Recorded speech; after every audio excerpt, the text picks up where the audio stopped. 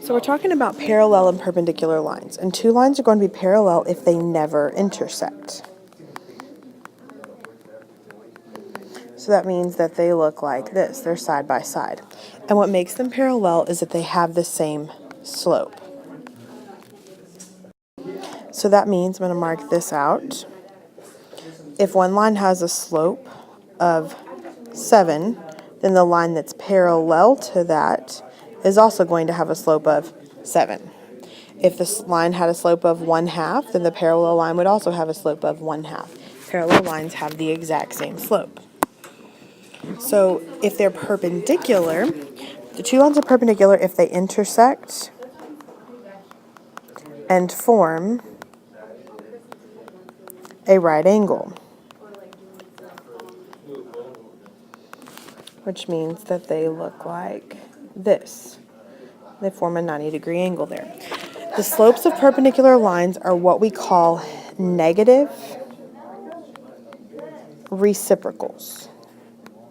They are what we call negative reciprocals. Now, what that actually means is this means, first of all, their product is equal to -1. It also means that we do what's called the flip and switch. So looking at the checkup, what this actually looks like, so number 1 says the lines below are parallel. If the solid line has a slope of 2, what is the slope of the dashed line? Well, if we know they're parallel, their slopes are the same. So the slope of the parallel line would be 2. Number 3 says the slopes below are parallel. If the solid line has a slope of 1, what's the slope of the dashed line? Well, again, their slopes are going to be the same, so it's going to be 1. Number 5, they're perpendicular. So if the slope of the line has a slope of 2, what is the slope of the dashed line? So here's how perpendicular slopes work. We need to give it a fraction. So I'm going to make it 2/1. The perpendicular slope, the answer to this question means I'm going to flip it. So instead of being 2/1, it's going to be 1/2. And it's going to be negative. That's what it means to be the opposite reciprocal, and that's how we call it the flip and switch. We flip the fraction and we switch the sign. So number 7 says the lines below are perpendicular. If the solid line has a slope of -3, what's the slope of the dashed line? So I'm going to put it over 1, so I have it a fraction form.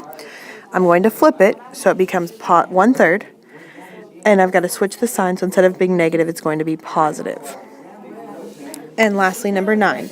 The slopes below are perpendicular. If the solid line has a slope of 1/5, what's the slope of the perpendicular line or the dashed line?